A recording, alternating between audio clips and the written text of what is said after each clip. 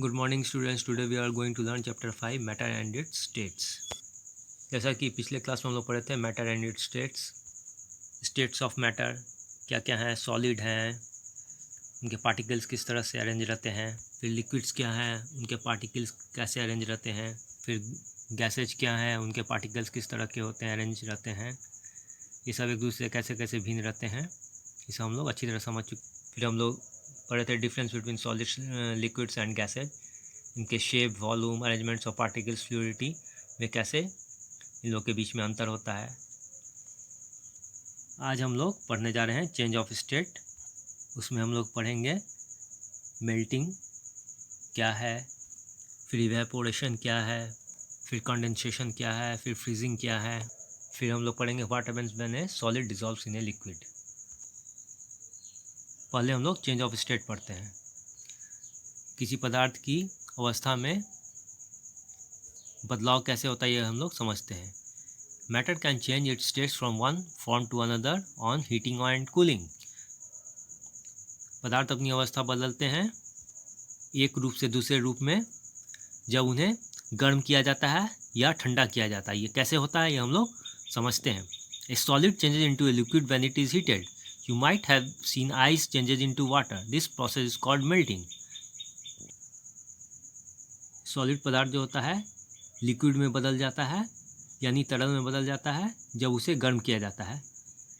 आपने शायद देखा होगा कि कैसे बर्फ़ बदल जाता है पानी में। इस प्रक्रिया को क्या बोला जाता है? पिघलाव, यानी बर्फ़ का गलना। जैसे फिगर में समझाया गया मेल्टिंग ऑफ आइस। ये बर्फ़ पिघल रहा है, बर्फ़ सॉलिड फॉर्म में है, ये पिघल के फिर क्या होता है, लिक्विड फॉर्म में बन जाता है। सॉलिड से लिक्विड में बन गया तो इसको क्या हम लोग बोलेंगे? मेल्टिंग। ये कैसे होता है हम लोग समझते हैं। Heat makes the particles of the solid to move faster and move apart, thus changing it into the द लिक्विड। गर्मी क्या करता है? गर्म करने से ठोस के जो कण होते हैं तेज़ी से आगे बढ़ता है, एक तरफ दूर हो जाता है। इस प्रकार वो लिक्विड में परिवर्तित हो जाता है। हम लोग समझते हैं कि पानी अपनी अवस्था कैसे बदलता है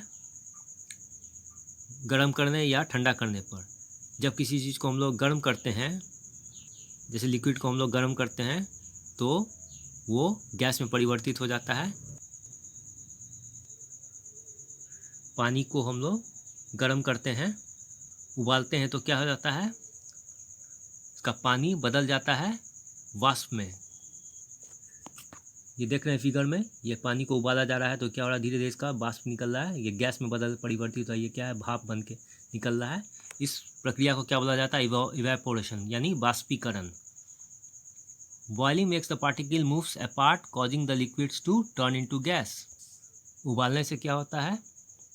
उसके कण जो होते हैं एक तरफ दूर दूर हट जाते हैं,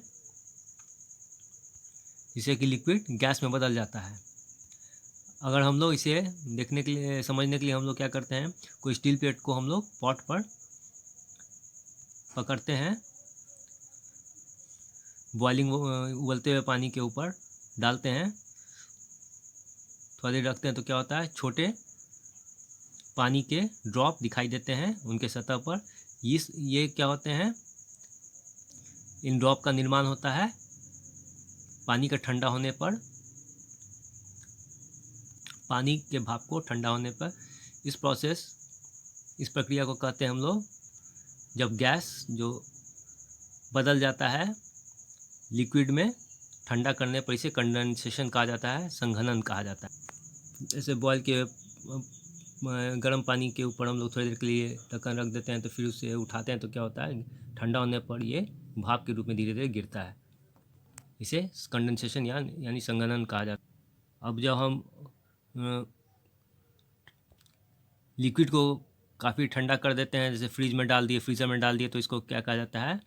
जमना। जैसे बर्फ़ ये सॉलिड फॉर्म में बन जाता है, बर्फ़ बन जाता है, ये क्या हो गया? सॉलिड फॉर्म हो गया। इसे जम के बर्फ़ बन गया, ये इसे कहते हैं फ्रीज।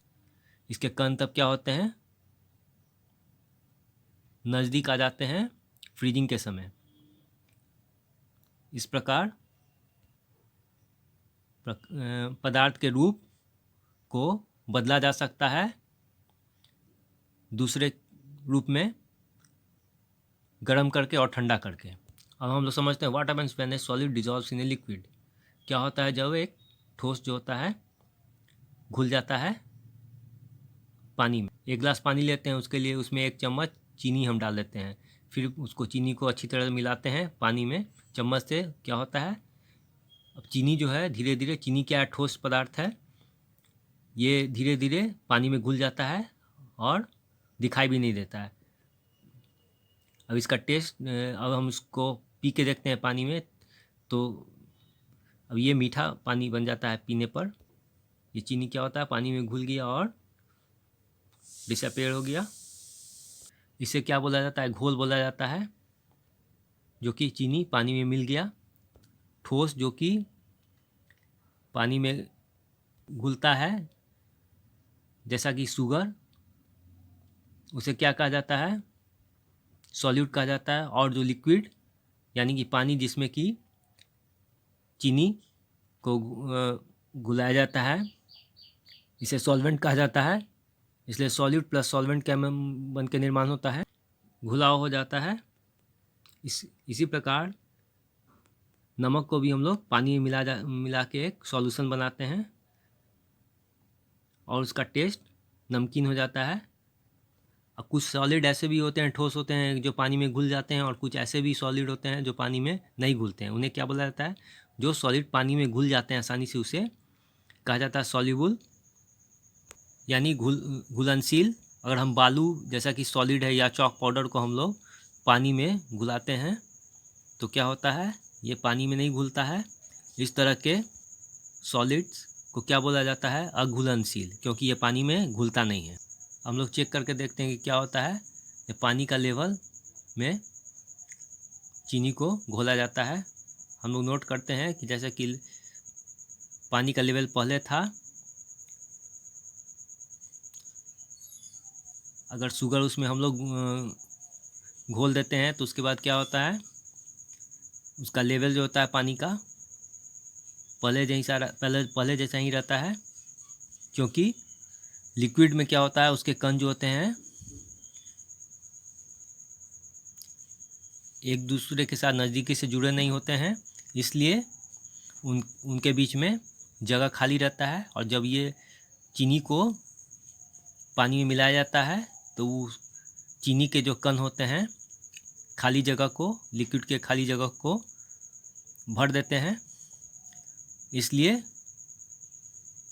उनके परिणाम में बढ़ोतरी नहीं होती है पानी के परिणाम में।